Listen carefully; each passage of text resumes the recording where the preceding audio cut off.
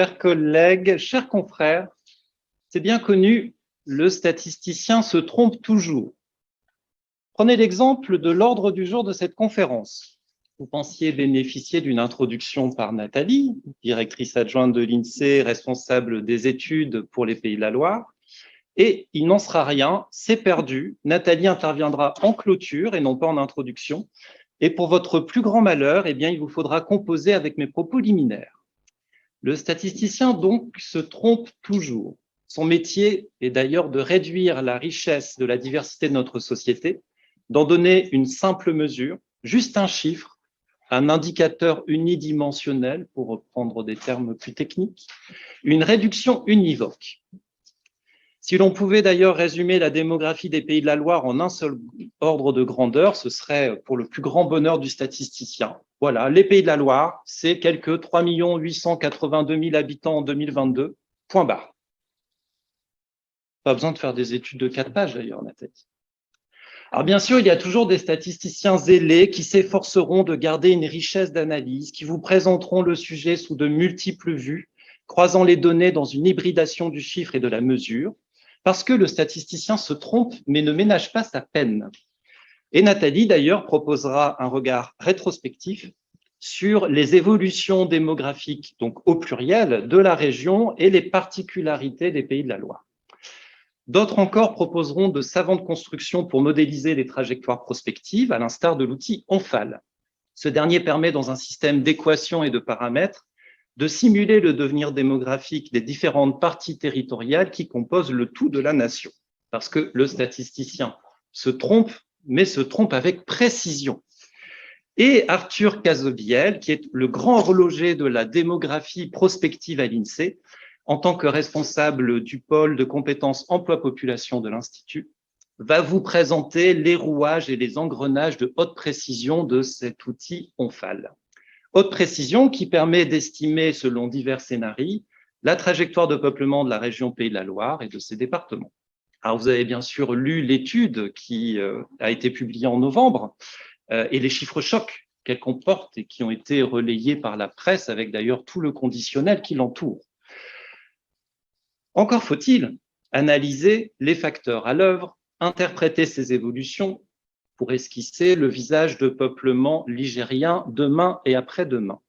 Parce que le statisticien se trompe, mais se trompe avec justesse. Et Martine Barret, chargée d'études à l'INSEE Nantes, vous proposera cette analyse, cette lecture du chiffre, permettant d'appréhender les moteurs à l'œuvre, les conséquences en termes de vieillissement, de concentration ou de déprise du peuplement. Donc, le statisticien se trompe toujours. Peut-être avez-vous gardé à l'esprit les précédentes projections de population régionale, celle publiée en 2010, qui nous annonçait 4,4 millions d'habitants en 2040. Encore plus haut, celle publiée en 2017, qui nous annonçait 4,6 millions d'habitants en 2050. Et désormais beaucoup plus bas, celle de 2022, qui projette à horizon 2070. Alors, vous noterez qu'on change à chaque fois le point terminal, hein, comme ça, on rend un peu moins évident les changements de projection. Donc, celle de 2022 qui envisage 4,2 millions d'habitants à horizon 2070 dans la région. Et c'est précisément dans ces changements, dans ces actualisations, ces révisions que se trouve en fait toute la valeur ajoutée de la statistique publique. Parce que si le statisticien se trompe, le statisticien ne vous trompe pas. Sans cesse, il vous sensibilise aux hypothèses sous-jacentes derrière cette production du chiffre, aux conditions de validité et d'invalidité de ce que l'on appelle des projections et non pas des prévisions. Et il vous invite à dépasser ce chiffre réducteur, ce 4, quelque chose millions d'habitants, pour vous questionner davantage sur la démographie des territoires. Comprendre comment évoluent les comportements de fécondité, les fluctuations enregistrées, prendre la mesure des gains d'espérance de vie, appréhender les comportements migratoires entre régions, mais aussi les choix résidentiels de proximité. Bref, dépasser le chiffre pour questionner en profondeur les causes. Comprendre nos erreurs de projection, c'est apprendre. Réviser des scénarios et des jeux d'hypothèses qui les fabriquent, c'est explorer la cinétique à l'œuvre dans le peuplement territorial. Et pour que nos erreurs sur le futur soient porteuses de sens aujourd'hui, eh bien, il faut savoir regarder le passé. Prendre du recul pour mieux cerner les fluctuations, l'impermanence des comportements démographiques. Comprendre le passé pour mieux lire l'avenir, c'est le thème de l'intervention de Florian Bonnet, chargé de recherche à l'INED, dans l'unité de recherche mortalité, santé, épidémiologie, également membre du World Inequality Lab de l'École d'économie de Paris, avec des recherches qui portent sur les évolutions de long cours, depuis le milieu du 19e siècle, sur des aspects qui ont trait tant aux aspects sociaux que démographiques, sur la durée de vie, la fécondité, le revenu, les richesses dans les territoires de la France. Et donc, Florian Bonnet nous apportera cette profondeur d'investigation pour venir questionner au fur et à mesure les modélisations retenues par l'INSEE. Donc, vous ne vous êtes pas trompé, c'est le bon endroit pour en savoir plus sur l'avenir qui ne se réalisera pas pour la région des Pays de la Loire. C'est le bon endroit pour non pas avoir des certitudes, mais une meilleure compréhension de cette richesse démographique, décidément irréductible par devant les taux de croissance, les soldes migratoires, les indices de fécondité. Laissez-vous donc conduire dans ce voyage truffé de scénarios déjoués, d'estimations révisées, de projections amendées, à la faveur du discours qui sera toujours sincère, même s'il est parfois trompeur, des statisticiennes, statisticiens et démographes ici réunis. Je vous souhaite une bonne conférence et place à la première intervention. Merci Arnaud. Moi, je suis sur le passé, donc l'estimation est un peu moins trompeuse que sur l'avenir, j'espère. Donc, l'idée de ce petit point sur le passé, c'est en anticipation de ce que va vous présenter ensuite Arthur et Martine sur les projections de population. C'est-à-dire qu'en fait, toutes les projections de population sont basées sur l'évolution du passé. Donc, automatiquement, il faut comprendre les évolutions et les tendances passées pour comprendre comment les modèles peuvent donner ces résultats. Je descends de l'estrade.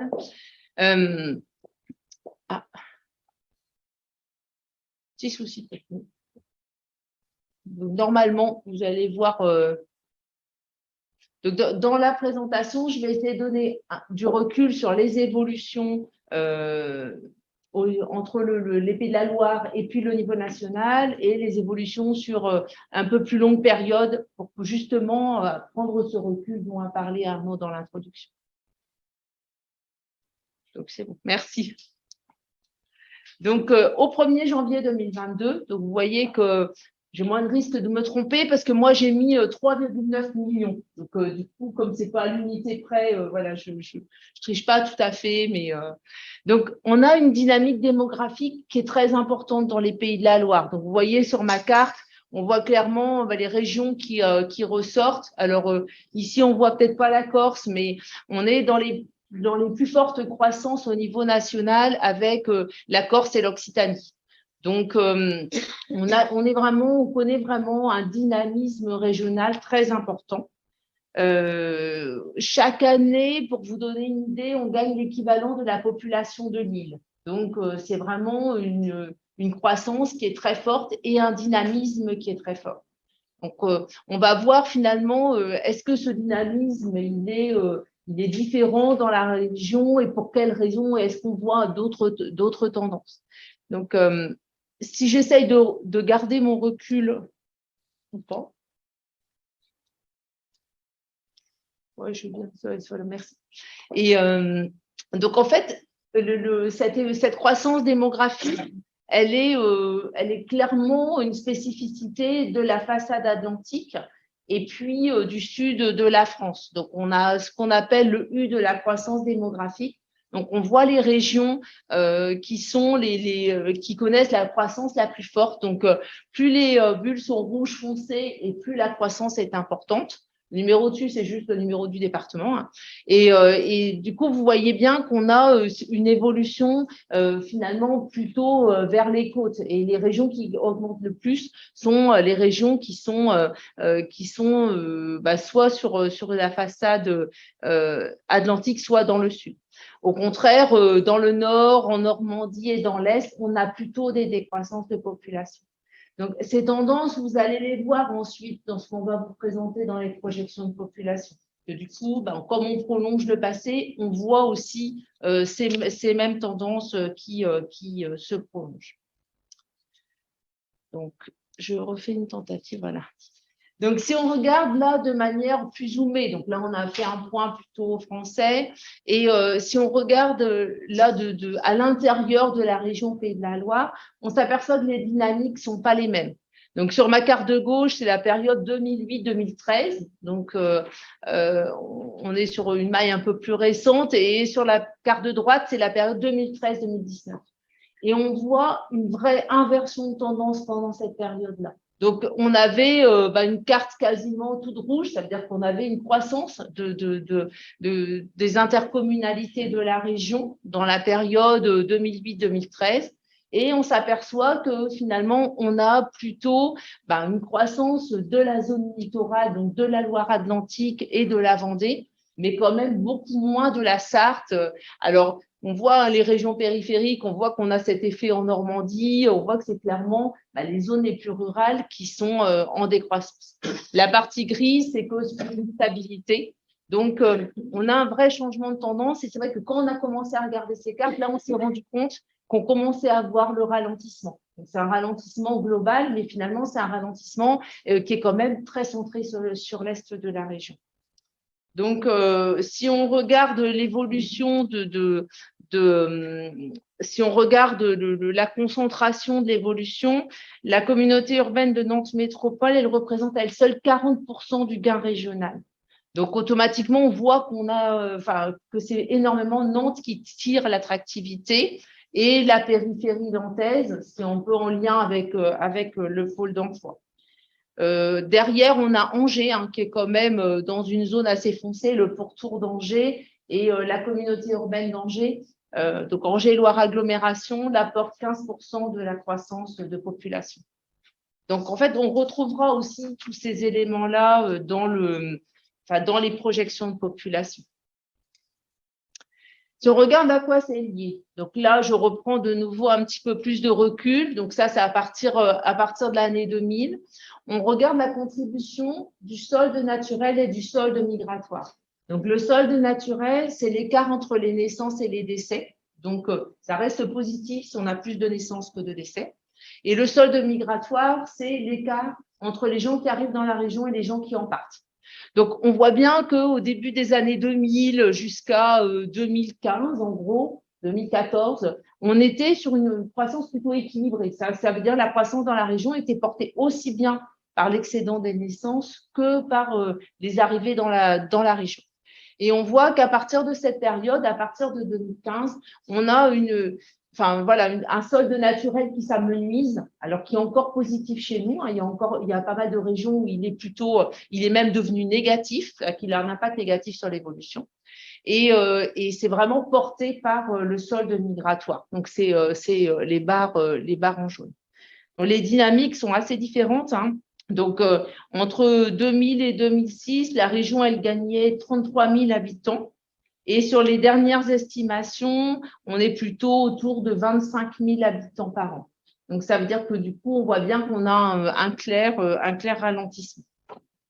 Si je regarde, je reprends du recul, parce que du coup, c'est un peu l'objectif de ces populations.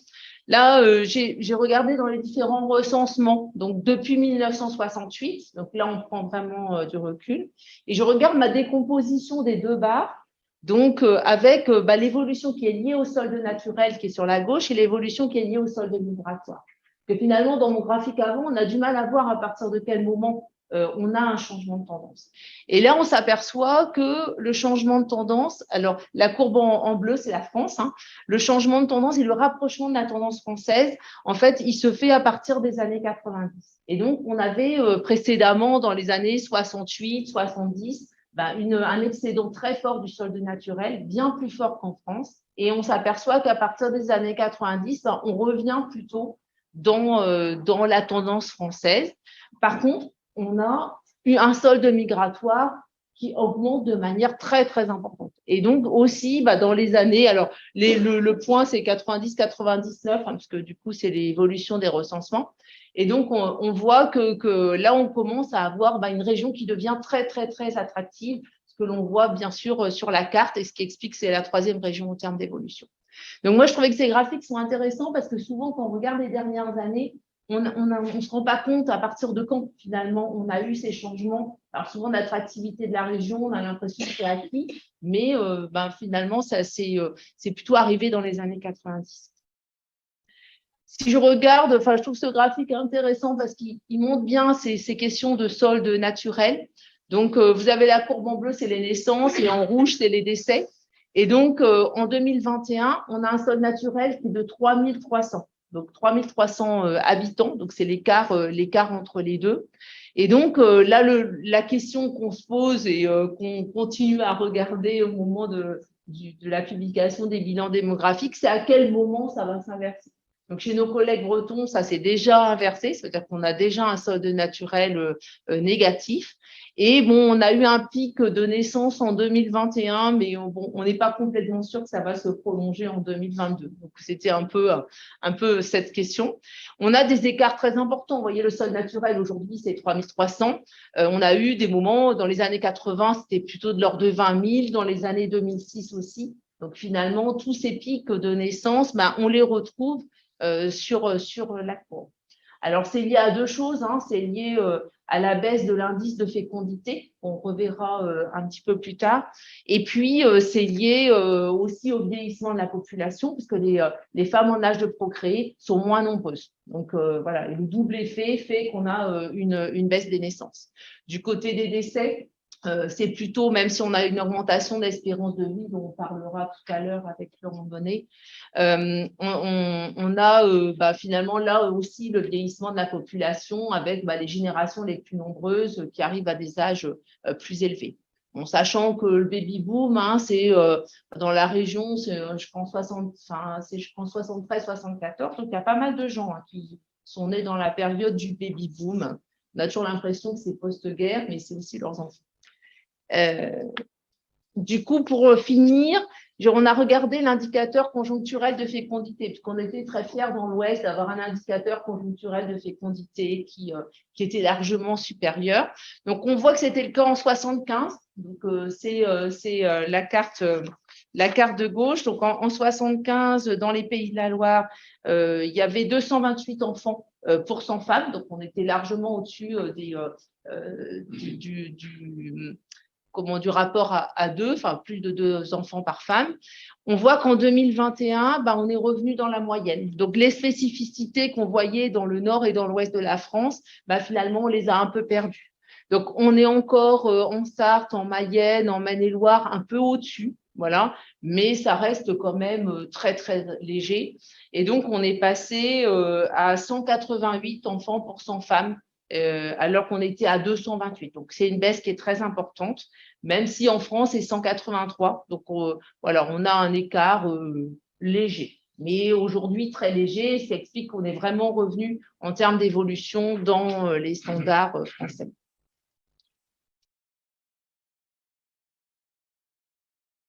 Je partage, allez.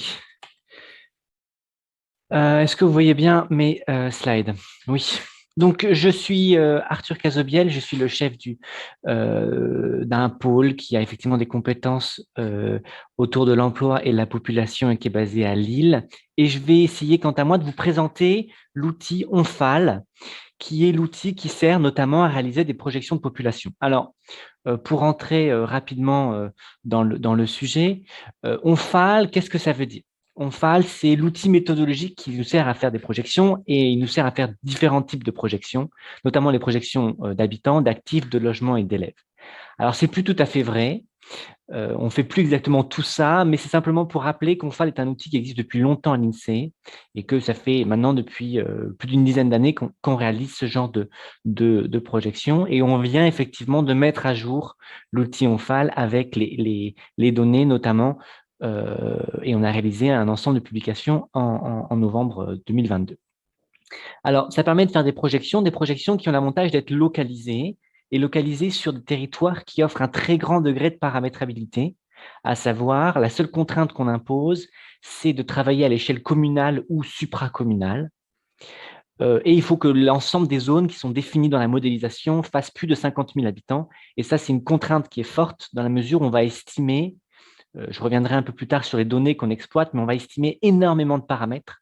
Et à un moment, en tant que statisticien, il faut quand même que la loi des grands nombres s'applique. Et 50 000, c'est un seuil qu'on a déterminé comme étant un seuil à partir duquel la probabilité pour que cette loi s'applique de manière efficace est relativement élevée, sans que ça soit toujours garanti, mais du moins probablement relativement élevé. Alors, qu'est-ce que je vais essayer de développer aujourd'hui dans ma présentation? J'ai deux messages principaux que j'aimerais bien que vous reteniez. Le premier message, c'est qu'ONFAL permet de réaliser des projections et non des prévisions. Donc, l'avantage, c'est que le directeur régional a déjà dit ce point-là, mais on réalise des projections et non des prévisions. On va se tromper, c'est sûr. Néanmoins, l'erreur sera informative. Et j'essaierai d'expliquer à travers un exemple dans quelle mesure ça peut effectivement être informatif. Le deuxième message que j'aimerais bien délivrer, c'est expliquer quels sont les usages qu'on peut faire d'ONFAL et deux usages principaux qu'on peut faire d'ONFAL. Et ces deux usages principaux, ils correspondent à deux, ce qu'on appelle services, nous, ou deux modalités de réponse que les directions régionales et la direction régionale des Pays de la Loire est en mesure de faire à vos différentes demandes. Le premier type de réponse, c'est ce qu'on appelle le service universel, et c'est simplement l'idée que les projections nationales qui ont été faites à l'INSEE puissent être territorialisées et ventilées localement. Et donc, l'idée, c'est qu'on va se baser sur une information locale et on va la prolonger parallèlement à une tendance nationale. Et ça va nous permettre d'aboutir à une ventilation des projections nationales. Ça, c'est ce qu'on appelle le service universel. Le service spécifique, c'est un autre usage d'ONFAL, où là, on va essayer de prendre en compte une spécificité locale qui était impossible à modéliser nationalement, ou alors, et principalement, on va vouloir simuler l'impact de changements démographiques. Et ces changements démographiques, ils peuvent, par exemple, être en lien avec une politique publique locale qui vise à influencer un paramètre démographique. Et donc, on pourra avoir comme ça l'impact de ce changement de paramètres démographiques sur l'évolution de la population. Alors, si vous n'avez pas tout compris ce que j'ai dit, ne vous inquiétez pas, je vais revenir de manière plus détaillée et plus abondante sur ces deux différents points. Alors, pour ça, moi je suis un méthodologue, donc j'aime bien parler les méthodologies, et je pense que c'est important qu'on comprenne ensemble la démarche générale qu'il y a derrière l'outil de projection.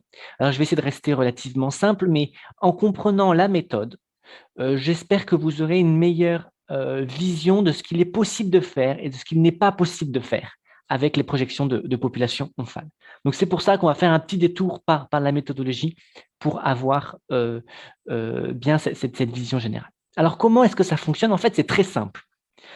Les projections de population sont extrêmement simples. Elles sont basées sur un processus itératif, c'est-à-dire qu'on va partir d'une pyramide des âges qu'on a observée. Là, je vous ai pris l'exemple d'une pyramide des âges en 2018. Et on va faire vieillir cette pyramide des âges pour aboutir à une pyramide des âges en 2019. Et puis après, on va refaire ce processus. On arrivera à une pyramide des âges en 2020, en 2021, et ainsi de suite, jusqu'à arriver à un moment où on s'arrête. On a décidé de s'arrêter en 2070. Donc, on va simplement faire vieillir la pyramide des âges de manière itérative. Et comment est-ce qu'on fait vieillir une pyramide des âges? La méthode qu'on a retenue, c'est une méthode dite des composantes, où on va simplement mettre en œuvre les différentes composantes démographiques qui expliquent dans la réalité un vieillissement d'une pyramide des âges. C'est-à-dire, par quoi on commence? On va commencer par prendre en compte des décès. Donc, ma population de 2018, une fraction de cette population va mourir par âge et par sexe, et ça va me donner une population de survivants, tout simplement. Ces survivants, certains vont migrer, j'ai d'autres survivants qui vont venir dans ma région, et je vais donc avoir des migrations que je vais intégrer. Donc là, on a l'exemple où on n'a que des personnes, que des soldes migratoires plutôt positifs, mais la population va typiquement venir d'autres territoires pour s'ajouter à ma population de survivants. Très bien. Ensuite, ma population va vieillir. Donc ça, c'est la partie la plus simple où j'ai juste à rajouter +1. Et ensuite, ma population va avoir des enfants. Et donc pour ça, on va avoir une modélisation de la fécondité qui va me donner, in fine, une population et une pyramide des âges 2019. Donc j'avais une pyramide des âges 2018. J'ai appliqué des décès, des migrations. J'ai rajouté 1 an à tout le monde. et j'ai fait naître des enfants, et ça me donne, in fine, ma pyramide des âges 2019.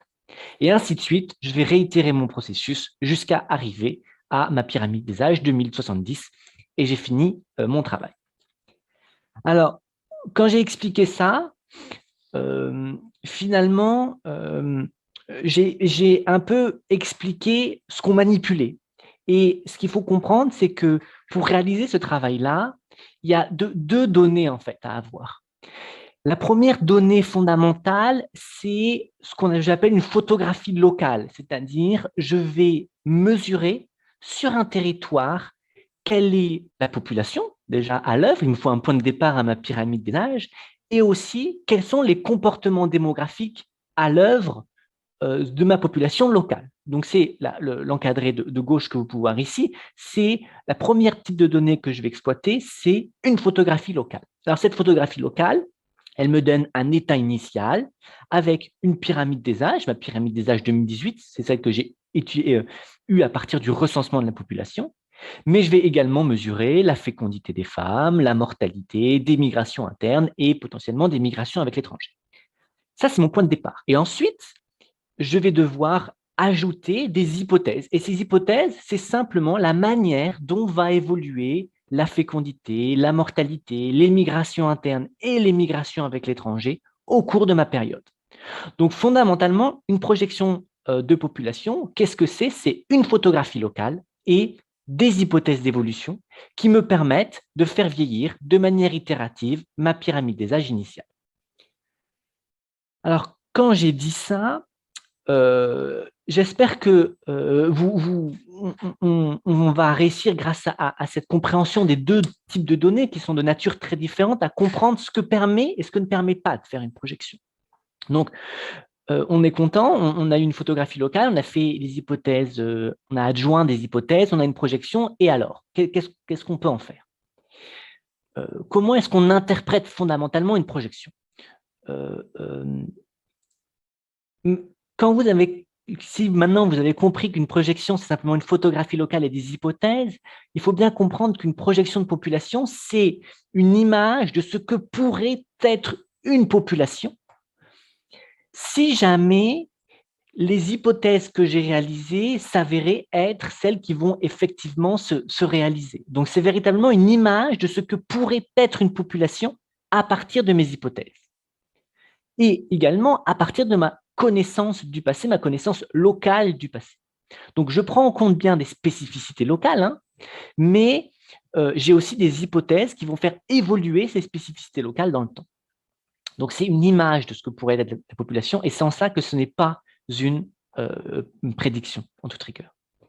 Alors, naturellement, ces hypothèses que je vous ai présentées, on va les faire varier. On propose un ensemble très diversifié de scénarios et pas uniquement un unique scénario. Alors, le scénario central est souvent le scénario le plus commenté, le plus analysé, mais dans la mesure où il cherche à prolonger les tendances récentes. Mais il y en a énormément d'autres qui existent. Donc là, je vous ai simplement fait un tableau récapitulatif sur les trois principales composantes à l'échelle nationale, de la manière dont on peut modéliser différemment les composantes. Alors typiquement, parlons de la fécondité, par exemple, l'hypothèse centrale sur laquelle on s'est basé dans les projections de population, c'est celle d'une baisse à l'échelle nationale de la fécondité qui atteindrait 1,8 à partir de 2023 et qui serait constante ensuite à 1,8 jusqu'en 2070. Mais vous voyez dans les scénarios bas et hauts qu'on pourrait très bien avoir un indice conjoncturel de fécondité qui baisserait jusqu'à 1,6 ou alors au contraire qui atteindrait jusqu'à 2. Pour avoir un peu conscience de l'importance, hein, c'est-à-dire qu'à l'heure actuelle, en 2021, où ces nouvelles hypothèses diffèrent sensiblement des anciennes hypothèses qu'on avait pu réaliser précédemment, typiquement, la fécondité qu'on a choisi de retenir dans le cas de notre scénario central est assez proche de l'hypothèse basse de fécondité qu'on avait retenue dans le scénario antérieur, il y a 5 ans, dans nos projections antérieures. Donc, voilà, il y a toujours la question du choix exactement de l'hypothèse qu'on va retenir. Concernant l'espérance de vie, si vous regardez le scénario central, on on estime que l'espérance de vie des hommes et des femmes devrait continuer à augmenter, hein, jusqu'en 2070 pour atteindre pour les femmes 90 ans et pour les hommes 87 ans,5. Ce qui est remarquable, c'est surtout la convergence de ces deux espérances de vie qui sont beaucoup plus écartées à l'heure actuelle qu'elles ne le seraient à l'avenir. Ce qui est également remarquable, c'est de noter que par rapport aux exercices antérieurs, on a revu à la baisse les gains d'espérance de vie. On est un peu plus pessimiste sur la vitesse à laquelle l'espérance de vie augmenterait dans les prochaines années. Et enfin, sur les migrations avec l'étranger, c'est probablement la chose la plus délicate à estimer dans la mesure où le solde migratoire avec l'étranger présente une très forte volatilité. Non pas tellement en raison de la variabilité de l'immigration, mais de manière plus complexe en raison de la volatilité de l'émigration apparente vers l'étranger. Et donc, c'est la raison pour laquelle vous pouvez voir que les scénarios centrales qui visent à peu près un solde migratoire de plus 70 000 est encadré par deux hypothèses basses et hautes qui sont des fourchettes très, très larges. On va de 20 000 à 120 000, mais c'est pour montrer finalement le grand degré d'incertitude qui entoure ce choix d'hypothèse centrale. Ce qui est important également à rappeler à l'heure actuelle, c'est que vous avez ici les scénarios qu'on qualifie de scénarios standards, mais en toute rigueur, dans ONFAL, tout est paramétrable et la direction régionale des Pays de la Loire est tout à fait à même de vous faire un scénario spécifique sur votre territoire avec tous les degrés de paramétrabilité qui est envisageable d'avoir. Alors, du coup, c'est ce que je disais, une projection n'est pas une prévision, une projection n'est pas une prévision ou une prédiction. L'INSEE ne s'amuse pas à prédire le niveau de la population en 2070, on en est bien incapable, pour différentes raisons. Déjà, il est clair que la tendance passée ne se prolonge jamais, ou alors très rarement. Voilà, il y a des variabilités, le flux et le reflux de la périurbanisation, un baby-boom inattendu dans les années 2000 qu'on n'avait pas vu venir, des changements, une crise économique non anticipée, la création d'une antenne d'une université sur un territoire qu'on ne pouvait pas savoir au moment de la réalisation des projections et qui vont fortement influer la population réellement présente sur place. Et puis, ça va être le rôle des politiques publiques également d'essayer d'infléchir ces trajectoires démographiques, d'amoindrir les tendances négatives, de favoriser celles qui sont positives. Et du coup, c'est naturel que ces tendances passées ne se prolongent pas en l'état. Néanmoins, qu'est-ce qu'on doit fournir, nous? On doit fournir une évolution crédible ou réaliste d'évolution de la population en supposant que celle-ci évoluerait via un prolongement des tendances antérieures. Et on va surtout servir comme un outil simulatoire. C'est le cas du service spécifique auquel je faisais référence un petit peu plus tôt. Donc, une projection n'est pas une prévision. J'aimerais bien que vous reteniez ce message à la fin de cette matinée. Alors, si une projection n'est pas une prédiction, à quoi ça sert? En fait, vous avez ici des exemples de questions auxquelles ONFAL permet d'apporter des éléments. Par exemple, comment évoluerait mon territoire si la tendance actuelle se prolongeait?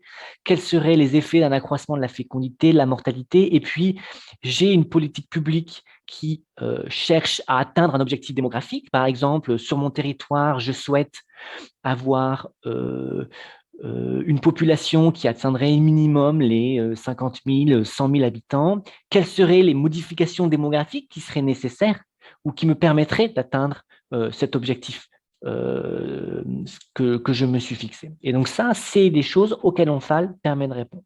ONFAL sert finalement à deux choses principalement. D'une part, c'est une projection de l'avenir, mais qui éclaire le passé et le présent, finalement. ONFAL, c'est une illustration très concrète de la réalité démographique d'un territoire qui est déjà à l'œuvre. Si un territoire est déjà en déprise démographique, c'est-à-dire qu'il perd de la population, en prolongeant sa tendance démographique, on va voir de manière particulièrement flagrante que ce territoire est en perte de vitesse. Et les raisons, et on va voir aussi de manière très claire les moteurs démographiques qui expliquent cette perte de vitesse. Et inversement. Ça va également permettre de réaliser des simulations où on va modifier un paramètre démographique et regarder l'impact de ce paramètre démographique sur l'évolution de la population. Typiquement, en lien avec une politique publique, une utilisation très fréquente d'Omphal, c'est un acteur public régional qui vient voir une direction régionale et qui lui dit, voilà, je souhaiterais augmenter l'attractivité de mon territoire.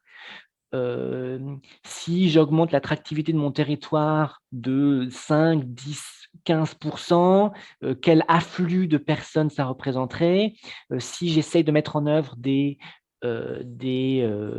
politiques visant à faire venir des jeunes actifs sur mon territoire, comment évoluerait ma population par la suite? Et c'est des choses à laquelle Omphal permet de fournir des éléments de réponse. Alors, maintenant qu'on voit un petit peu à quoi servent les projections, j'aimerais néanmoins attirer votre attention sur le fait que toutes les projections ne sont pas parfaites et parfois il faut se poser la question de la qualité de la projection dont on dispose. Alors, une projection, je vous l'ai dit plusieurs fois et j'espère que vous comprenez bien, c'est des comportements locaux et des hypothèses d'évolution.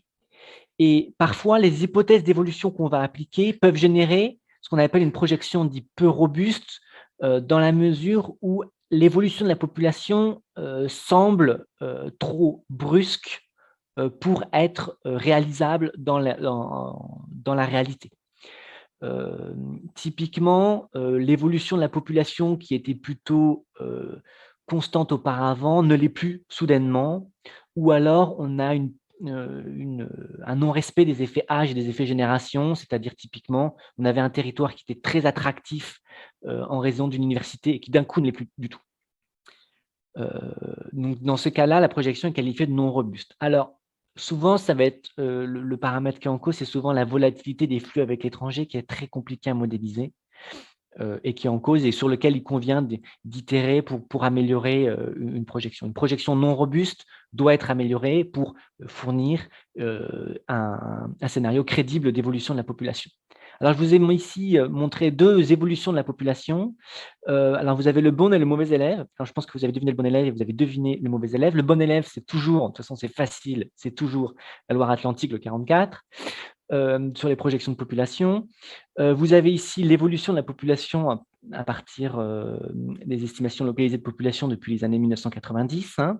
Vous avez ici le trait à 2018 et vous avez deux projections, celle qu'on a réalisée en 2022, qui est le trait bleu, et celle qu'on a réalisée il y a 5 ans, qui est le trait orange.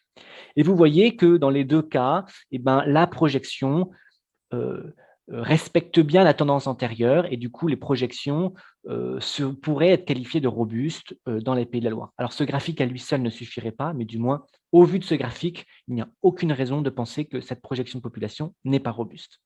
Inversement, dans le département de la Seine-Saint-Denis, c'est beaucoup plus compliqué. On va avoir des projections qui sont parfois non robustes et c'est le cas. C'était le cas en 2017 et c'est toujours le cas dans une moindre mesure en 2022. Alors pourquoi? Vous voyez très bien que la projection de 2017 marque un pas, l'évolution de la population de la projection, la projection marque un pas par rapport à la tendance antérieure. On a un angle ici qu'on retrouve en partie en 2022 et cette projection est non robuste et du coup, si un acteur public régional souhaite travailler spécifiquement sur ce territoire, il va devoir, la direction régionale ici d'Île-de-France va proposer un scénario alternatif qui permet de respecter la robustesse de l'évolution de la population, la projection de population, typiquement. Alors, maintenant que je vous ai montré ces deux exemples, une petite question interro-surprise. Vous avez ici l'exemple de la Sarthe et vous avez la projection en 2017 qui est en orange et la projection en 2022 qui est en bleu. Et la question que je vous pose, c'est est-ce que ces projections sont robustes? Alors, je ne vais pas vous laisser répondre, mais juste une seconde pour réfléchir. Alors, la réponse est oui, les deux sont robustes. Alors que c'est quelque chose qui semble à peu près contre-intuitif. Spontanément, vous avez peut-être eu envie de dire que la projection de 2022 est bien robuste et celle de 2018 ne l'est pas. Pourtant, elles sont toutes les deux robustes. Ce n'est pas parce que vous n'avez pas regardé potentiellement la bonne chose.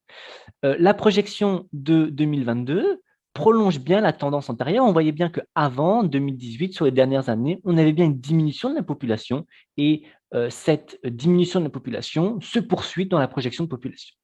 Donc, la tendance antérieure est bien satisfaite. Et dans le cadre de la projection 2017, également, il faut regarder la tendance antérieure. On avait une tendance antérieure d'augmentation de la population dans la Sarthe depuis avant les années 90. Cette projection, cette évolution de la population continue à augmenter et la projection de population, pour prolonger cette tendance, a prolongé l'augmentation de la population. Néanmoins, qu'est-ce qui s'est passé? Ce n'est pas ce qui s'est passé dans la réalité. La population a commencé à diminuer à partir du point 2014. Il y a eu un retournement de la population, mais qui n'avait pas d'éléments quantitatifs qui permettaient de l'anticiper au moment de la réalisation de la projection de population. Donc, il faut bien avoir en tête que la robustesse d'une projection ne présage pas de sa qualité prédictive. C'est-à-dire qu'une projection ici, la projection sur la Sarthe en 2017 était robuste. Néanmoins, ex post, force est de constater qu'elle n'a pas du tout prédit la réalité. Alors pourquoi est-ce qu'elle n'a pas prédit la réalité? Et c'est là où Omphale peut être particulièrement intéressant. On s'est trompé, mais c'est très intéressant de s'être trompé, parce qu'on illustre de manière particulièrement flagrante qu'il y a eu un retournement de comportement démographique dans la Sarthe entre 2018 et 2014, de manière très flagrante. Et si les comportements démographiques dans la Sarthe avaient été ceux qu'ils étaient en 2013, on aurait eu en 2018 575 000 habitants, mais ce n'est pas du tout ce qu'on a à l'heure actuelle. En 2018, on avait beaucoup moins. Pourquoi? Parce qu'il y a eu des modifications démographiques à l'œuvre. Et donc, la projection Omphale permet d'éclairer ce retournement démographique qui a eu lieu. Alors, je vous ai parlé d'Omphale et de ces différentes choses qui étaient très importantes, notamment la question de la robustesse, la qualité d'une projection et également le fait qu'une projection n'est pas une prédiction. J'aimerais venir un instant sur ce qu'on appelle les investissements ou les projections dérivées d'Omphale. Alors, qu'est-ce qu'on appelle une projection dérivée? L'idée générale, c'est que naturellement, quand on veut faire du prospectif, la connaissance de la population à l'avenir, le détail de la population, son âge moyen, la structure par âge et par sexe de la population, c'est un élément qui est absolument indispensable. Mais il n'est pas suffisant pour bien appréhender toutes les composantes sociales ou sociodémographiques à l'œuvre. Il y a d'autres structures qui sont extrêmement importantes et qui permettent, et qu'il est important d'avoir en tête si on veut mener en place des politiques publiques. Alors, quelles sont-elles typiquement? Des concepts comme la population active et non pas la population totale, le nombre de ménages, le nombre d'élèves, les personnes âgées dépendantes et autres. Et donc, pour avoir des éléments prospectifs sur toutes ces différentes composantes, on propose des projections dérivées. Donc, je disais, les projections dérivées de population active, les projections dérivées de ménages, d'élèves et de personnes âgées dépendantes, typiquement. Alors, toutes ces projections fonctionnent en fait sur un principe qui est un peu similaire, c'est-à-dire on va partir d'une projection de population, on va adjoindre à cette projection de population des hypothèses additionnelles pour aboutir à une projection dérivée. Alors, ces hypothèses additionnelles, elles sont très simples à comprendre. Hein. On va avoir un taux d'activité qu'on va appliquer pour transformer une population totale en une population active. On va avoir un taux de scolarisation pour transformer une population totale en une population d'élèves, et on va avoir un taux de dépendance, par exemple, qu'on va appliquer à une population pour avoir une population de personnes âgées dépendantes. Pour les projections de ménage, c'est un petit peu plus complexe, mais pour simplifier, on va avoir un taux de personnes de référence d'un ménage qu'on va appliquer à une projection de population pour aboutir à un nombre de ménages. Donc, certaines hypothèses sont plus ou moins paramétrables, et là encore, on propose des projections en service universel ou en service spécifique. Alors, pour vous donner quelques éléments de calendrier, naturellement, c'est compliqué pour nous de réaliser ces projections de dérivées avant les projections de population, donc on essaie de mettre la charrue après les bœufs. Donc, on a finalisé les projections de population, on travaille alors actuellement aux projections dérivées. On pense être en mesure de délivrer des projections de population actives via Omphale tout début 2023 et des projections de ménage via Omphale au milieu du semestre 2023, donc à la fin du premier trimestre 2023. Ces projections de ménage issues d'ONFAL sont des projections de ménage qui sont relativement frustres. On va donner un nombre total de ménages. On ne va pas donner la composition de ces différents ménages. On propose également des projections dites en service spécifique qui proposent un degré de paramétrabilité et un degré d'explication supplémentaire dans des projections en service spécifique. Les projections de population active qui, elles, arriveront, on pense, à la fin du T1 2023. Les projections de ménage qui arriveront à la fin du T2 2023 et qui sont réalisées en partenariat avec le SDES, c'est-à-dire le service statistique ministériel du ministère de l'écologie, du développement durable, j'ai oublié son nom, mais voilà, ça change souvent. Et nouveauté, cet investissement sera conçu pour être utilisé en lien avec l'outil Othello, qui est disponible notamment dans l'AIDREAL et qui permet d'avoir une appréciation des besoins en logement à l'échelle des EPCI et des bassins d'habitat.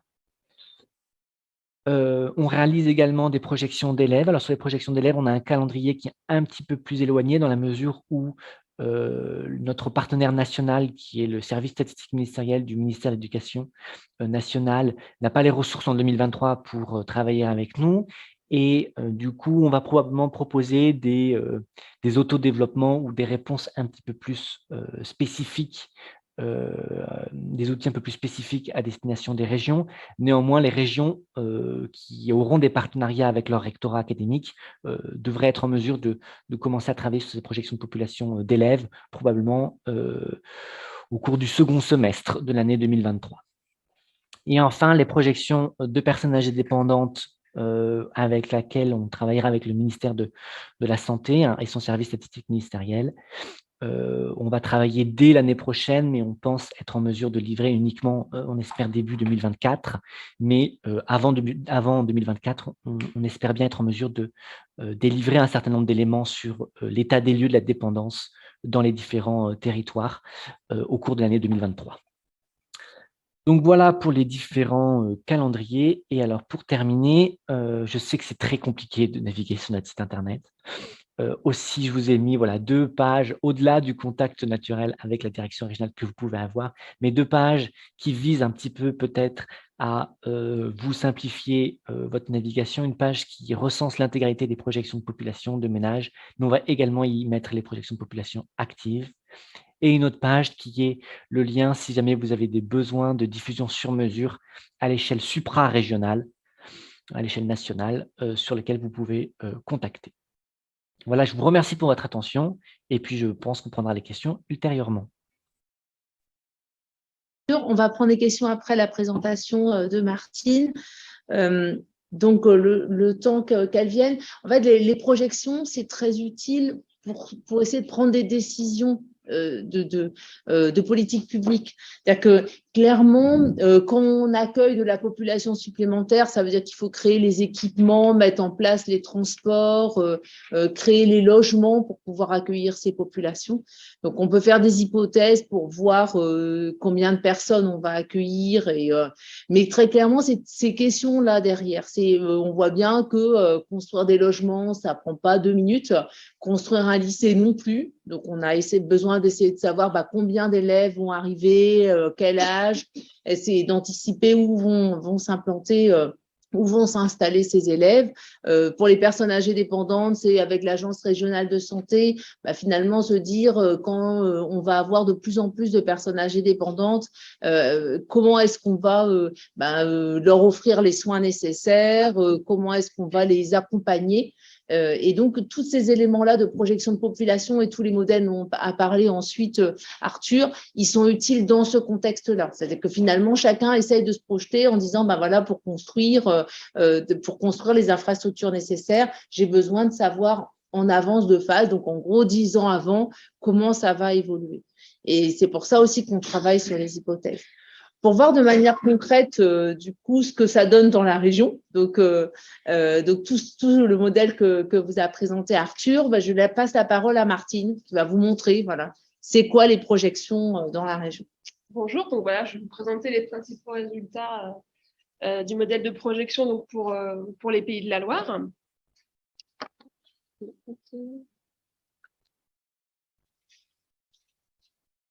C'est en bas, je pense. Ah. C'est celui-là. Alors, donc tout d'abord, oui, on aura bien une croissance, on aurait bien, d'après le modèle Onfal, une croissance de population régionale à l'horizon 2070. Donc essentiellement, dans cette présentation, je vais parler des résultats du scénario central, donc le scénario qui cherche à prolonger les tendances récentes. Donc on atteindrait, selon ce scénario, 4,2 millions d'habitants en 2070 dans la région. Donc ça représente 435 000 habitants de plus qu'en 2018. Et si on fait une moyenne annuelle sur cette période, on aurait une croissance de population de l'ordre de plus 0,21% par an. Donc cette croissance, elle est assez importante puisque c'est la deuxième croissance démographique régionale de France métropolitaine. Donc on est juste derrière l'Occitanie qui a une croissance annuelle moyenne de plus 0,25 par an en moyenne.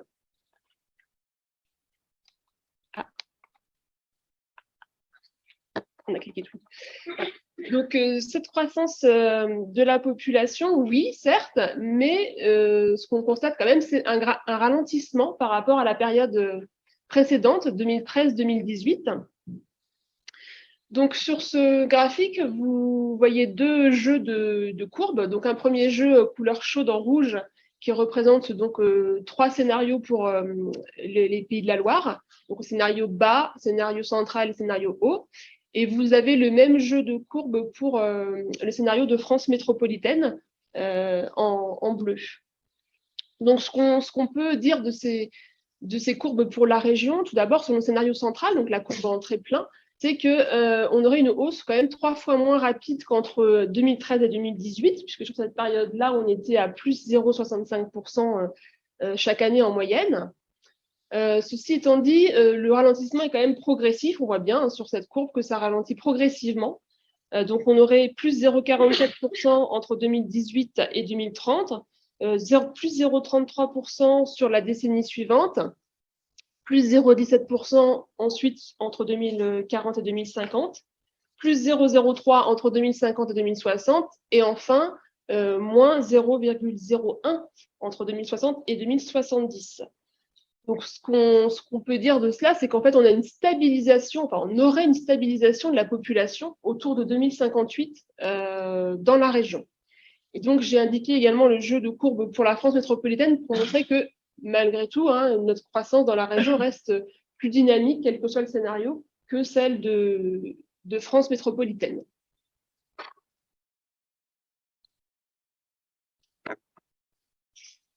Donc, cette croissance reposerait sur quel moteur principalement? Eh bien, ce serait exclusivement sur le moteur des flux migratoires. Donc, toujours selon le scénario central, qui arriverait dans notre région? Ce serait majoritairement les classes d'âge des actifs et des jeunes. Donc, ainsi, on aurait 50% de l'excédent migratoire qui serait composé de personnes de 20 à 64 ans. Les jeunes de moins de 20 ans, eux, représenteraient 29% de l'excédent migratoire. Et donc, le différentiel, bien évidemment, ce seraient des personnes de 65 ans ou plus. Et enfin, eh bien, le solde naturel, lui, contribuerait négativement. Pourquoi? Parce qu'aux environs de 2033, les décès seraient, eux, plus nombreux que les naissances.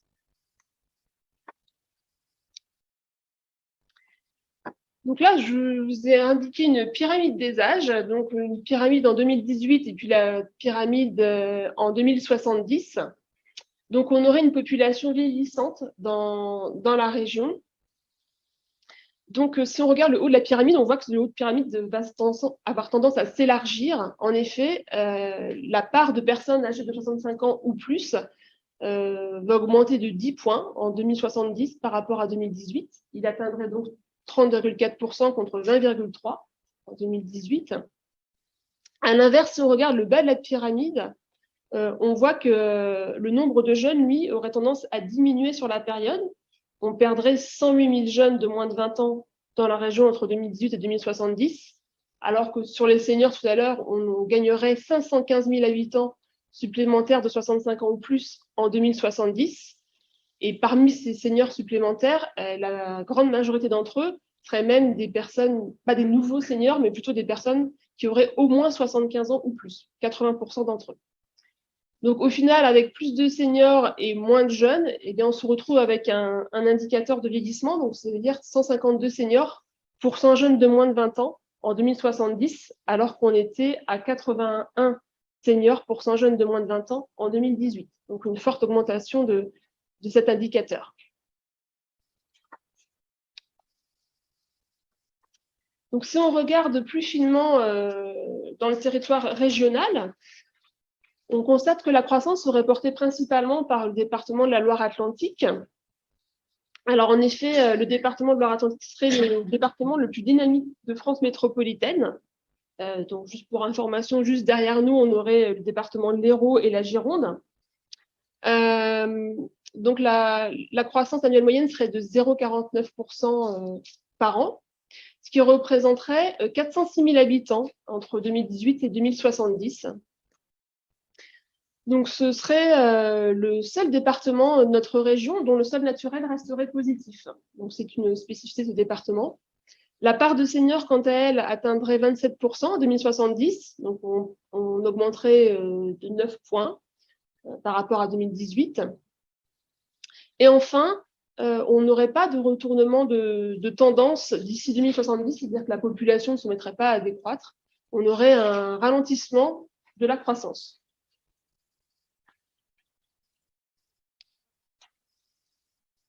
Donc ici, vous retrouvez donc la même carte, toujours avec les taux de croissance annuels par département. Donc cette fois-ci, du côté de la Vendée et du Maine-et-Loire, la croissance reposerait exclusivement sur le sol migratoire. Donc les gains seraient de 82 000 habitants pour la Vendée et de 31 000 pour le Maine-et-Loire. Pour ces deux départements, les sols naturels seraient négatifs. La part de seniors augmenterait aussi dans ces deux départements. Elle atteindrait 39% en Vendée. Donc, ce serait le département de notre région qui aurait le taux senior le plus élevé, en lien bien sûr avec le littoral qui est très attractif pour ces populations.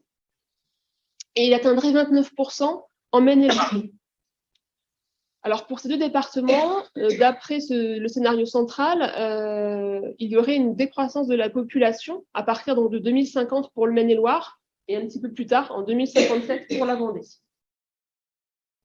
Enfin, dans les deux derniers départements de notre région, donc en Mayenne et en Sarthe, la baisse, elle, résulterait du solde naturel négatif, ce qui ferait que ces deux départements perdraient des habitants. Donc 24 000 habitants en moins en Mayenne, d'après le scénario, et 61 000 en moins dans la Sarthe. La part de seniors, elle aussi, augmenterait dans ces deux départements. Elle serait de 32% en Mayenne et 31% dans la Sarthe.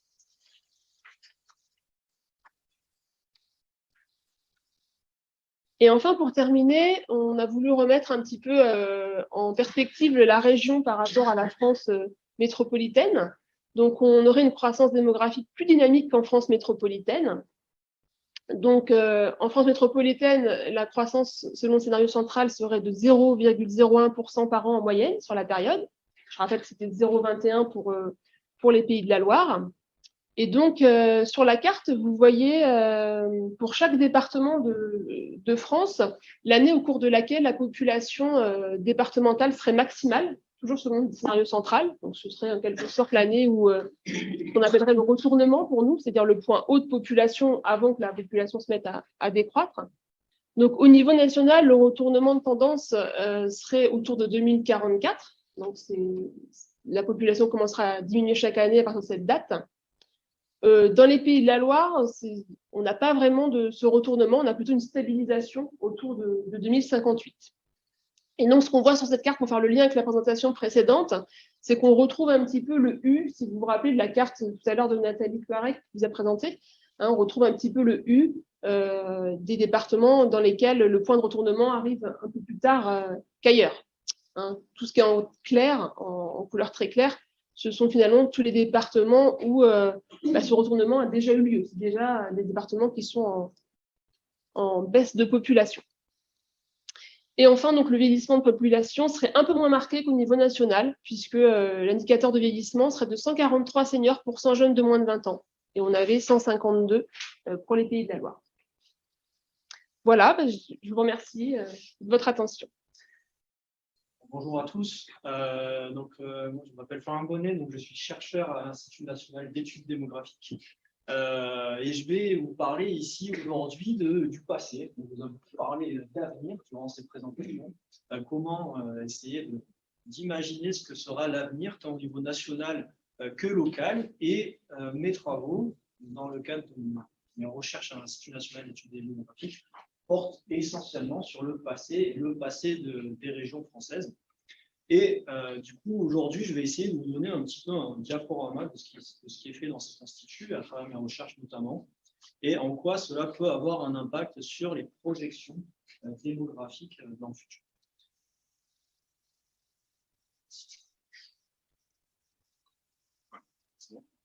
Okay. Et du coup, ma présentation va se baser sur 2 temps essentiellement. Donc, la première, c'est ma présentation va essentiellement se porter sur la reconstruction des tables de mortalité départementale. Donc, on vous a parlé essentiellement de l'impact que pouvait avoir l'évolution de la longévité en France sur les projections démographiques. Et donc, la moitié de mes travaux portent sur l'estimation de l'évolution de la longévité en France, et notamment au niveau départemental. Donc, comme vous allez le voir, depuis le début du XXe siècle, donc là, on va prendre beaucoup de recul et je vais essayer de vous montrer bien comment on arrive à reconstituer ces tables de mortalité départementale et les principaux résultats portant sur l'espérance de vie dans les départements de France.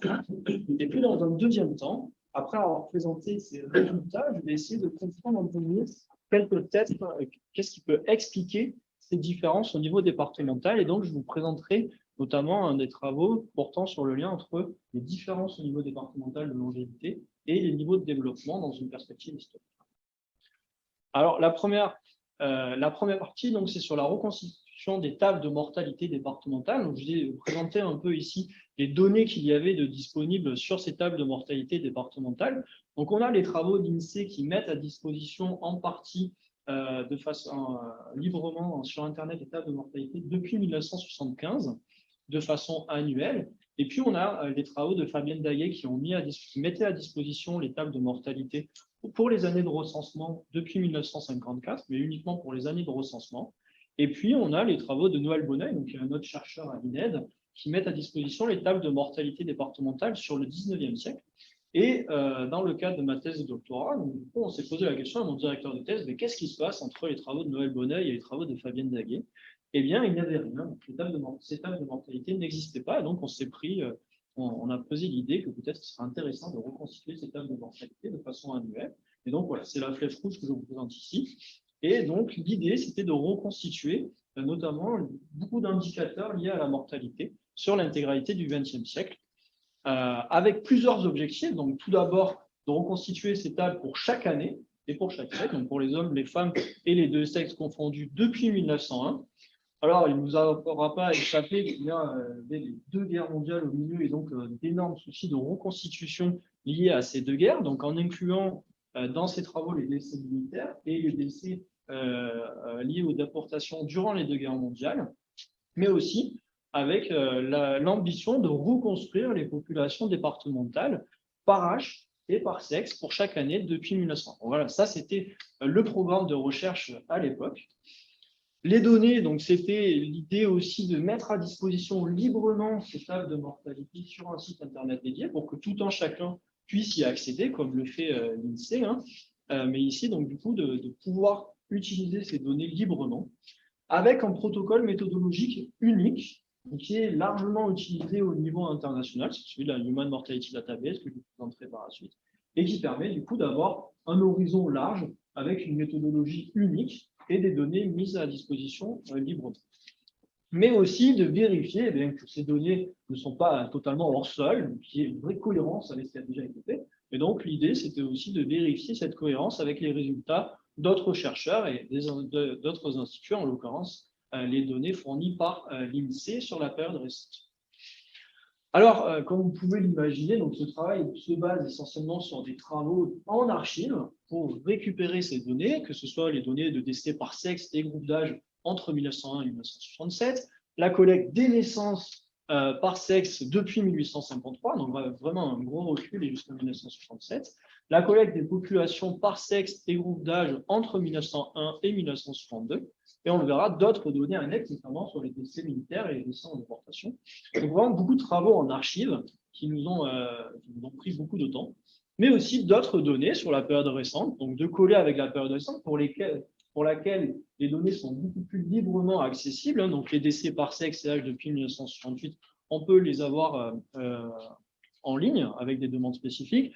Les naissances, c'est la même chose. Les populations par sexe et âge recensées depuis 1968, c'est la même chose. Donc un travail à la fois de collecte d'archives, un travail en archives directement, et puis un travail de collecte en ligne pour avoir ce qu'on va appeler les données brutes qui vont alimenter un protocole d'estimation pour reconstituer ce table de mortalité. Alors, vous avez ici un exemple d'archive qui a été utilisé. Donc, vous voyez ici, ce sont les décès en 1905 pour les départements français. Donc, vous les avez en ligne. Et ce sont les décès par groupe d'âge pour les hommes en 1900. Donc, vous avez ce type d'archives que l'on a récupéré, que l'on a photographié, que l'on a digitalisé afin de rendre intelligibles pour nos programmes informatiques ces données brutes et qui sont à la base de cette reconstitution des tables de mortalité que je vais vous présenter par la suite. Donc, il faut imaginer que pour chaque année, on avait un tableau comme ça, pour chaque sexe également, et que l'on a numérisé et digitalisé pour chaque année et chaque sexe ce type de tableau. Ça nous a permis d'alimenter ce protocole méthodique. Alors, je vous disais l'apport d'autres bases de données extérieures. Donc là, ce que je vous ai présenté, ce sont uniquement les décès civils, mais je vous disais qu'on a fait un travail aussi de reconstitution de la mortalité durant les deux guerres mondiales. Donc, l'une de nos sources était le site du ministère des Armées, Mémoire des Hommes, qui permet de récupérer par année de naissance et par département de naissance les décès durant les deux guerres mondiales. Donc ça, c'est les bases de données que l'on a récupérées du site du ministère des Armées et qui ont alimenté, là aussi, l'estimation de ces tables de mortalité départementales.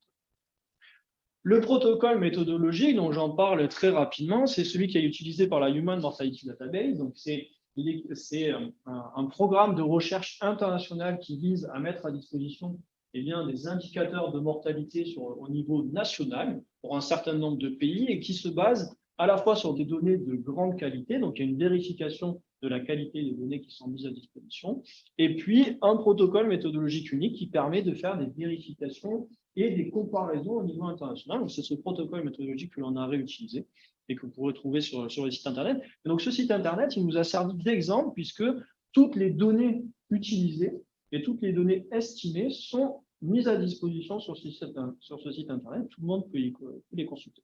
Donc, c'est vraiment l'idée de l'open data qu'on met vraiment en exergue dans le monde de la recherche aujourd'hui.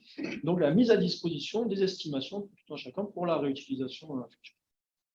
Alors, je vous parlais de cohérence dans les résultats. Donc, ici, sur les graphiques que vous voyez ici, ce sont l'évolution des espérances de vie dans différents départements. Donc ici, je présentais l'Ardèche, l'Aveyron, la Marne ou le Rhône, avec en noir les estimations qui sont basées sur nos travaux, et puis en bleu, donc les estimations issues des travaux de Fabienne Daguet, donc vous le voyez pour les années de recensement, et en rouge, les estimations issues de l'INSEE pour la période post-1975. Donc on voit qu'on a une forte cohérence, et heureusement, on va dire, une forte cohérence entre les estimations qui sont issues de l'INSEE ou de Fabienne Daguet depuis 1954, avec les estimations que l'on a fait en utilisant l'intégralité des données que je vous ai présentées jusqu'à présent. Donc, on voit bien ce trend haussier de l'espérance de vie avec des décalages selon les départements, mais on voit bien ici l'évolution à la hausse et la cohérence des estimations avec les travaux déjà menés par d'autres instituts.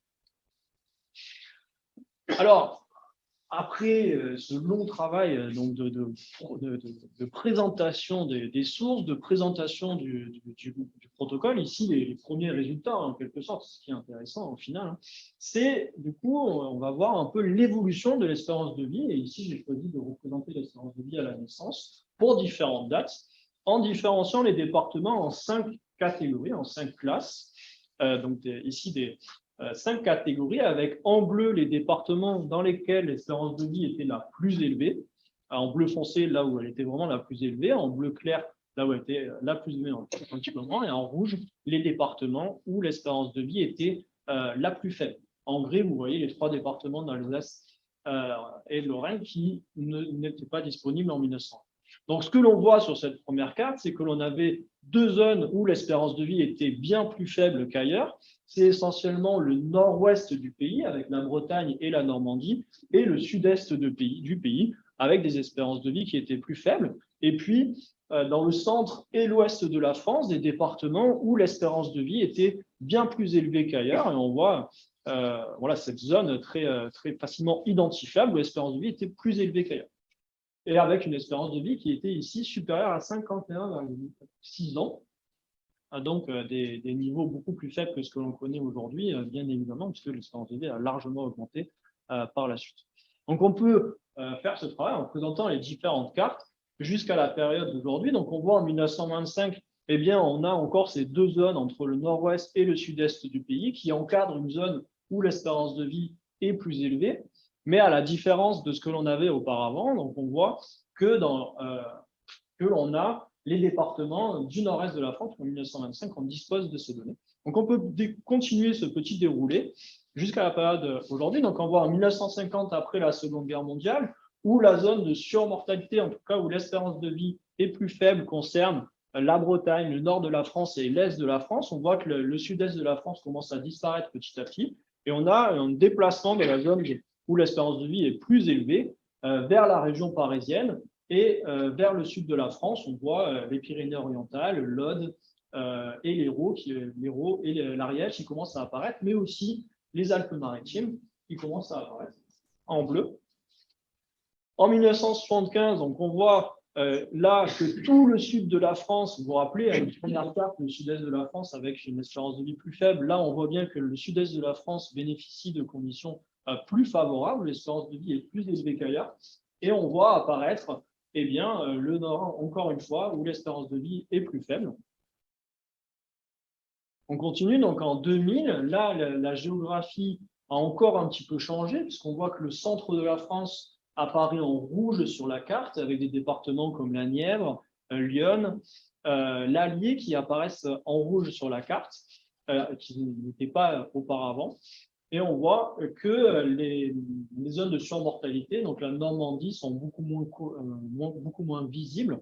On voit également apparaître une sorte de gradient au sein de l'Île-de-France avec les départements du sud-ouest de l'Île-de-France qui bénéficient d'une espérance de vie plus élevée, là où la Seine-Saint-Denis ne bénéficie pas de cette espérance de vie plus élevée et dispose d'une espérance de vie plus faible. Ça, c'est la carte pour 2000. Et puis la dernière, la plus récente, avant la crise liée au Covid, où on voit eh bien, toujours le nord de la France avec une espérance de vie plus faible, les départements aussi du centre de la France qui sont un peu étendus, avec une espérance de vie plus faible, et puis des zones vraiment où l'espérance de vie est plus élevée, dans l'est de la France, dans le sud, et ainsi qu'en région parisienne. Dans le cas de la Loire-Atlantique, où on se retrouve aujourd'hui, eh bien, on voit que l'espérance de vie est plus élevée qu'ailleurs, apparaît en bleu clair.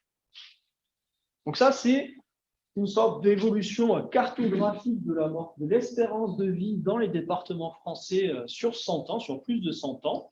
Mais on peut aussi calculer, représenter les trends, c'est-à-dire l'évolution de cette espérance de vie dans le temps pour plusieurs unités géographiques spécifiques. Donc là, j'ai représenté ici l'espérance de vie à 60 ans pour essayer de ne pas faire apparaître les 2 guerres mondiales, un impact très fort des 2 guerres mondiales et de plus de se focaliser sur les 2 trends. Et donc, j'ai représenté à la fois la région Pays de la Loire et la Bretagne. On retrouve ici les résultats que j'avais déjà présentés auparavant, où on voit bien que la Bretagne bénéficiait d'une espérance de vie plus faible qu'ailleurs au début du XXe siècle. On voit que la Bretagne, du coup, a une espérance de vie plus faible, notamment qu'au niveau national, qui est représenté en noir, mais aussi une espérance de vie plus faible que la région Pays de la Loire, qui est représentée en rouge. On voit par la suite que même si cette différence se perpétue dans le temps, eh bien, on a une sorte de convergence entre les 2 régions avec des différences qui sont plus faibles en fin de période qu'en début de période.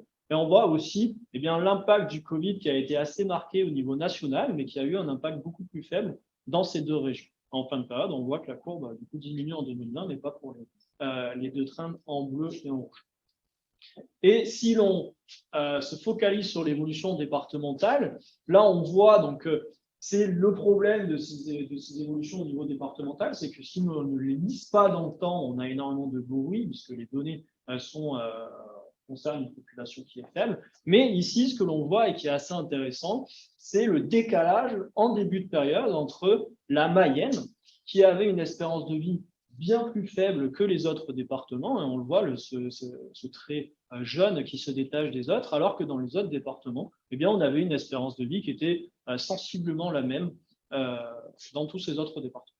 Voilà, donc là, on voit eh bien, certains faits stylisés qui apparaissent et qui méritent de rechercher une explication pour essayer de comprendre ces disparités entre les départements. Au niveau français, là c'est au niveau régional, mais si on prend d'autres départements que j'avais représentés en rouge auparavant, comme les Hautes-Alpes par exemple, on aurait des espérances de vie qui seraient encore plus faibles que celles qui sont représentées ici. Donc ça, c'est la première partie des travaux que je voulais vous présenter, et du coup qui sont librement accessibles, c'est ce que je disais, ils sont librement accessibles sur un site internet dédié, c'est la French Human Mortality Database, qui met à disposition ces tables de mortalité départementales depuis 1901, qui peuvent être utilisés par tout un chacun, qui sont librement accessibles, donc toujours dans cette logique d'open data et d'ouverture de la recherche à la population dans son ensemble. Alors, j'ai représenté un petit peu l'évolution de ces espérances de vie au niveau local, mais l'idée, d'accord. L'idée, c'est essayer de comprendre un petit peu pourquoi il existe ces différences au niveau départemental. Et une idée que l'on a développée dans notre programme de recherche, c'est d'essayer de relier les niveaux de développement au niveau local avec ces différences de mortalité au niveau local. Alors, l'objectif principal de l'étude, c'était de répondre à la question suivante. Est-ce que les populations des territoires les plus développés ont toujours vécu plus longtemps que les populations des territoires les moins développés, comme on le remarque aujourd'hui? Eh bien, on va essayer de répondre à cette question avec une méthodologie issue notamment des travaux de Janet Curie et Ernest Vance, qui ont écrit un article dans Science en 2016, qui consiste à classer les unités géographiques en fonction de leur niveau de développement, de regrouper ces unités en 20 groupes de taille équivalente, qu'ils appellent des vintiles, et de regarder comment évolue la relation entre le taux de mortalité par âge, pour chaque âge, et le niveau de développement pour ces 20 groupes d'unités géographiques. Alors, les données nécessaires, eh bien, c'est à la fois les données de mortalité départementale, mais je vous ai déjà présenté, et le deuxième jeu de données à utiliser, ce sont des données de développement au niveau local, et ça, c'est ce que je vais vous présenter ici, dans la suite de ma présentation. Donc, l'idée, c'était que dans la littérature, on n'a pas de travaux qui vont chercher à reconstituer des données liées aux revenus au niveau local. Dans l'histoire, en France, on connaît bien les niveaux de revenus moyens dans les départements français sur la période récente, mais sur le plan historique, on n'a quasiment aucune étude qui ont cherché à reconstituer ces données de revenus au niveau local, alors que certaines données existent pour le faire. En l'occurrence, on a deux types de données qui ont été utilisées pour cette étude, à la fois ce que l'on appelle des tabulations fiscales, qui rendent compte du nombre de foyers fiscaux et du revenu déclaré par tranche de revenu fiscal pour chaque département. Et ça, on dispose de ces données entre 1960 et 1969 et entre 1986 et 2019. Et on dispose de données agrégées entre 1922 et 1959 et entre 1970 et 1985 sur le nombre de foyers fiscaux, le revenu déclaré et l'impôt payé par ces foyers fiscaux. Donc, grâce aux statistiques liées à l'impôt sur le revenu depuis sa création, durant la Première Guerre mondiale, eh bien, on dispose de données liées à l'IR qui nous permettent de reconstituer des niveaux de revenus au niveau local sur quasiment 100 ans. Donc, on va avoir, grâce à ces données brutes, deux types de données qui vont être estimées, à la fois des distributions de revenus par foyer fiscal entre 1960 et 1969 et entre 1986 et 2019, mais aussi, et c'est là le plus important, on va pouvoir estimer entre 1922 et 2019 le revenu moyen dans chaque département de France métropolitaine sur près de 100 ans. Donc, grâce à ces données liées à l'impôt sur le revenu, on peut reconstituer des niveaux de développement dans les départements français sur près d'un cycle. Donc ça, c'est le type d'archives sur laquelle on a travaillé. Donc ça, c'est ce que j'appelle les tabulations fiscales, c'est-à-dire que vous avez en ligne eh bien, les niveaux de revenus qui sont déclarés par les foyers fiscaux et le nombre de foyers fiscaux qui ont déclaré un revenu compris dans ces différentes tranches et le revenu total déclaré par ces foyers fiscaux. Donc, c'est ce type d'archives que l'on a utilisé sur la période récente pour reconstituer les revenus au niveau local. Alors, de la même façon que je vous ai présenté tout à l'heure les différences d'espérance de vie au niveau local, je peux vous présenter ici les différences de revenus moyens à différentes dates sur ces cartes. Donc ici, vous avez représenté le revenu moyen exprimé par rapport à la valeur nationale. Donc, si la valeur est supérieure à 100, ça veut dire que le revenu moyen est supérieur au revenu moyen national. Si la valeur est inférieure à 100, ça veut dire que le revenu moyen est inférieur à la valeur nationale. Au plus les couleurs sont bleues foncé, au plus le revenu moyen est faible, et au plus les valeurs sont représentées en rouge foncé, au plus les valeurs sont élevées. Donc, vous voyez, sur cette carte, eh bien, la géographie, d'une certaine manière, du développement en France en 1925, avec des zones avec des revenus moyens qui étaient bien plus faibles que la moyenne nationale, c'est la Bretagne, c'est le sud-ouest du Massif central, alors que d'autres zones liées notamment à l'industrialisation massive du pays à l'époque apparaissent en orange, notamment enfin en orange en beige, dans le nord du pays avec bien, des revenus très élevés en région parisienne, mais aussi dans le département du Rhône. Et on peut faire évoluer cette carte dans le temps. Donc ça, c'est la carte en 1950.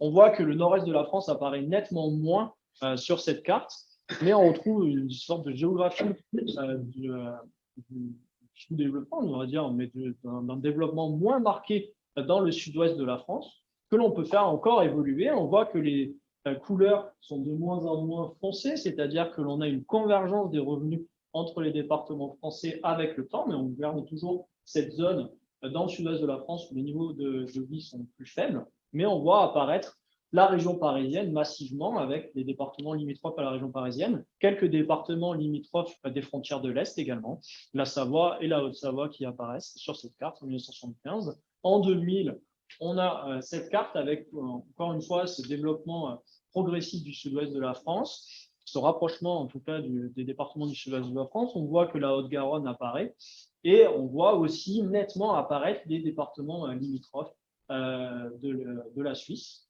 Et enfin, la dernière carte, celle de 2018, on voit apparaître les départements qui accueillent les grandes métropoles de l'ouest de la France, donc Nantes, Bordeaux, Toulouse. On voit également la Côte d'Azur qui apparaît.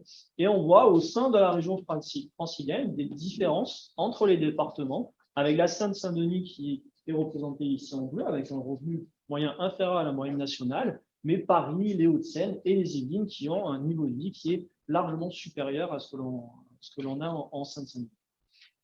Donc ça, c'est pour les cartes, mais on peut représenter également l'évolution de ces revenus moyens dans le cas des Pays de la Loire, ici.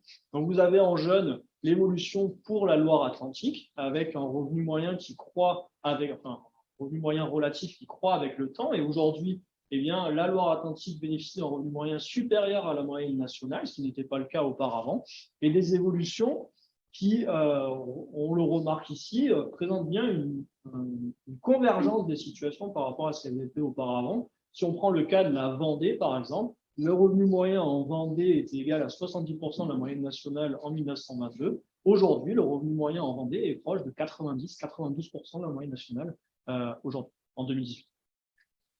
On peut comparer avec ce qui se passe dans les autres régions.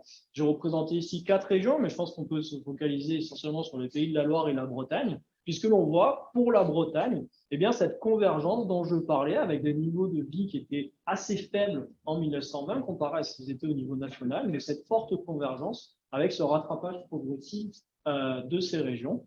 À l'opposé, on a d'autres régions telles que la Normandie, où par exemple, si on prend en bas à gauche, la Seine-Maritime avait un niveau de vie supérieur à la moyenne nationale avant la Seconde Guerre mondiale, et aujourd'hui a un niveau de vie inférieur à la moyenne nationale. C'est la courbe en vert foncé.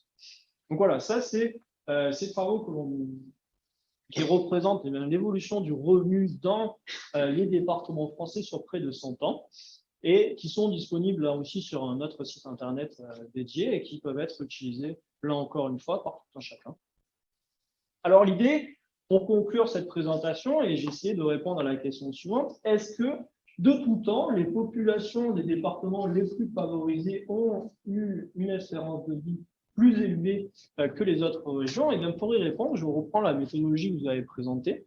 Donc ici, sont représentés les points, les 20 groupes de départements, en fonction de leur niveau de revenu. Donc au plus ils sont à gauche, au plus le niveau de vie était élevé.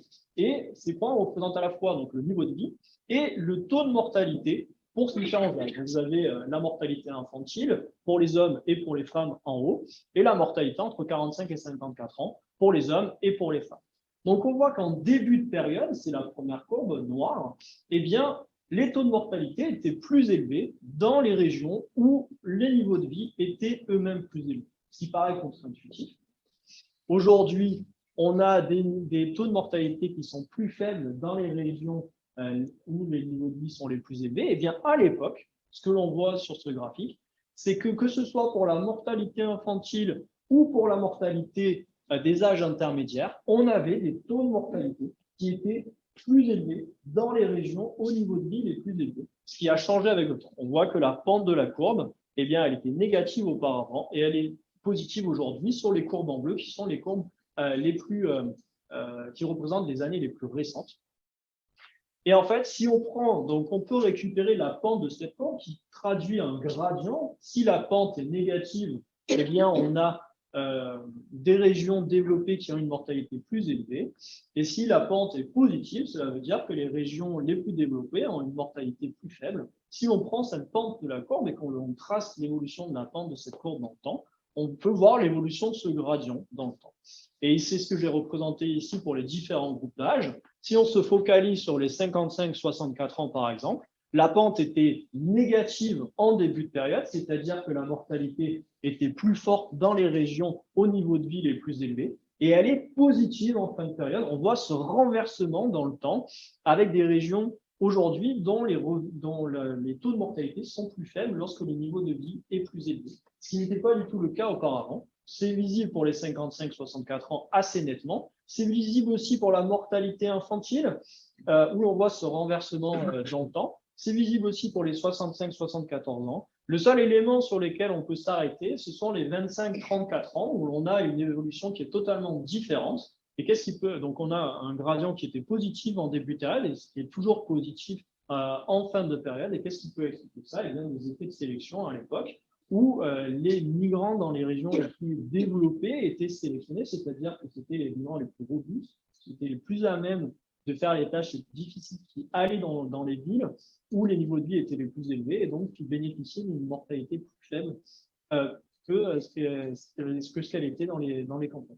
Voilà, donc c'est finalement le message principal, c'est que aujourd'hui, on a des niveaux des taux de mortalité qui sont plus faibles dans les régions au niveau de vie les plus élevés, mais ce n'était pas du tout le cas auparavant, ce qui peut être mis en lien avec les projections là, que l'on a vues jusqu'à présent, puisque on cherche à savoir aussi en quoi les différences régionales, comment s'expliquent ces différences régionales et comment elles peuvent évoluer dans le temps. Et bien là, on voit que le lien entre les différences régionales et les niveaux de vie ont largement changé dans le temps et qu'il faut y faire vraiment attention. Voilà, j'ai fini.